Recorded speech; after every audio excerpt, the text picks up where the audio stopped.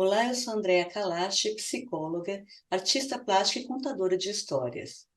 E este é o segundo vídeo sobre contação de histórias em parceria com a Prefeitura Municipal de Ribeirão Preto, através do edital Encantos.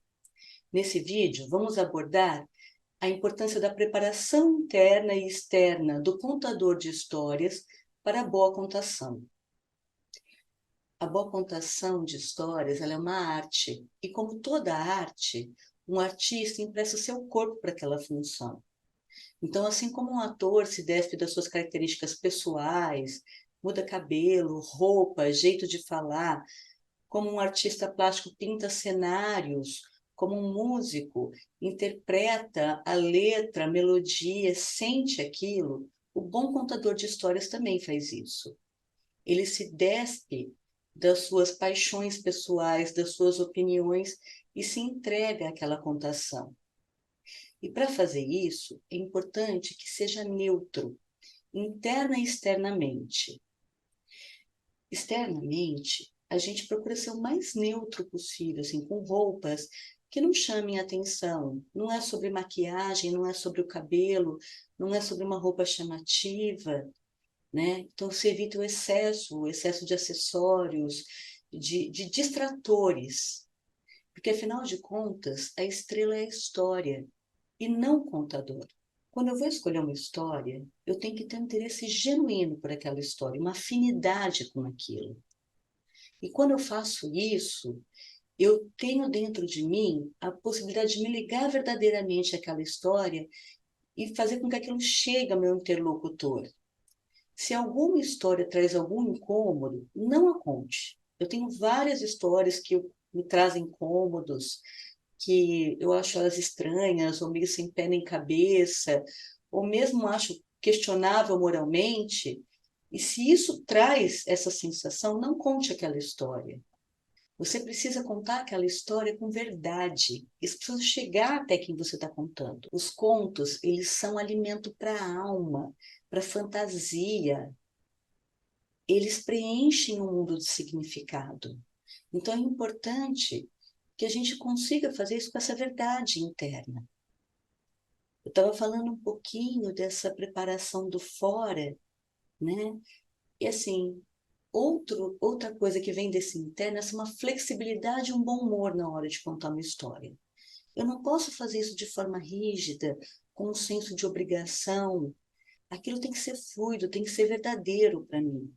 Para boa contação de histórias, é importante que o contador memorize a história. É claro que eu posso ler, mas quando eu vou falar da contação como uma arte, ela tem que ser interna.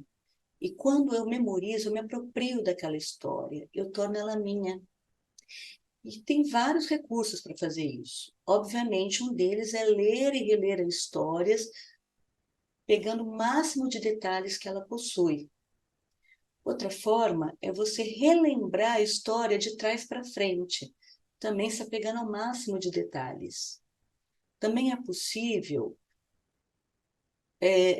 desenhar, criar imagens literais, desenhar aquelas cenas para ajudar a memorizar aquela história. Eu posso reescrever a história, enfim, tem vários recursos mnemônicos para você tornar aquela história sua. E na hora da contação de histórias, tem uma coisa muito importante. Eu preciso ter olho no olho com quem eu conto essa história. Eu preciso que a pessoa entenda que aquela história é para ela. Eu preciso criar uma atmosfera, e para isso eu preciso ter um certo cuidado com a minha voz. Ela precisa ser audível e delicada ao mesmo tempo. E quando eu junto todos esses elementos, eu posso criar esse ambiente para que aquelas palavras tão preciosas cheguem dentro do meu interlocutor e encontrem um terreno fértil para poder crescer e prosperar.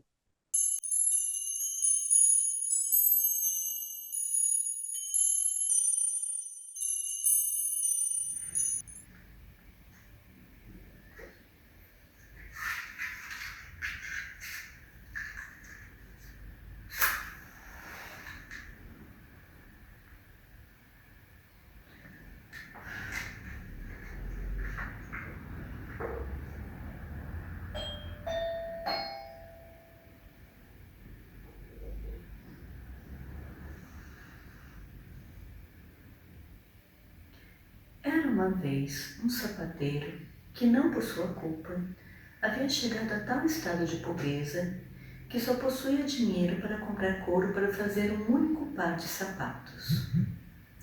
Ele então comprou o couro, o cortou e o preparou à noite para fazer os sapatos no dia seguinte.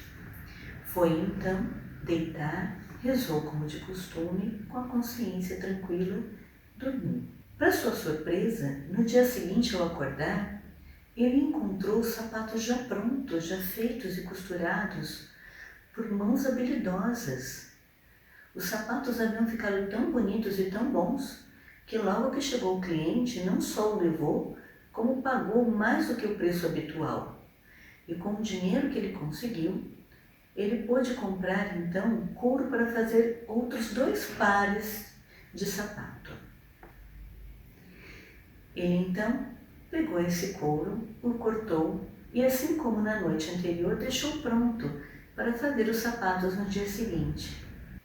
No dia seguinte, encontrou novamente os sapatos feitos, prontos, novamente de tão boa qualidade que os vendeu por um preço maior que o habitual e teve então dinheiro para comprar couro para fazer 4 sapatos. E assim aconteceu sucessivamente. À noite o sapateiro cortava o couro e na manhã seguinte os sapatos estavam prontos, feitos com tão boa qualidade que valiam mais do que o valor de mercado. Com o passar do tempo, o sapateiro e sua esposa ficaram numa situação confortável. E quando eles já estavam bem de vida, um dia ele virou para sua esposa e disse: "Que tal nós descobrirmos quem faz esses sapatos para a gente?" E então, na véspera de Natal, ele e sua esposa se esconderam atrás de uma pilha de roupas e ficaram observando, esperando a meia-noite chegar. Foi então que apareceram 2 anõezinhos, nus, que começaram a costurar, a colar e fazer sapatos maravilhosos. Ele ficou surpreso com isso. E então, no dia seguinte, sua esposa propôs: "Que tal nós ajudarmos esses anõezinhos que tanto nos ajudaram e nos tiraram da pobreza? Eu posso fazer uma camisa para eles, uma roupinha, e você pode fazer sapatinhos para ajudá-los." O homem achou muito boa a ideia, então eles fizeram as roupinhas e os sapatos para deixar para os anões. Na noite seguinte, ao invés de deixar o couro cortado, eles deixaram as roupinhas e os sapatos e se esconderam novamente atrás da pilha de roupas. Os anõezinhos, ao chegarem, ao verem aquelas roupinhas, aqueles sapatinhos, primeiro não entenderam nada. Depois, vestiram a roupa, vestiram os sapatos e começaram a cantar, dizendo que agora que tinham roupas e eram rapazes elegantes, já não precisavam mais costurar sapatos. Desde aquele dia, os anõezinhos nunca mais voltaram. Mas o sapateiro, que já estava bem de vida, teve sorte em tudo que fez na vida e viveu feliz para sempre.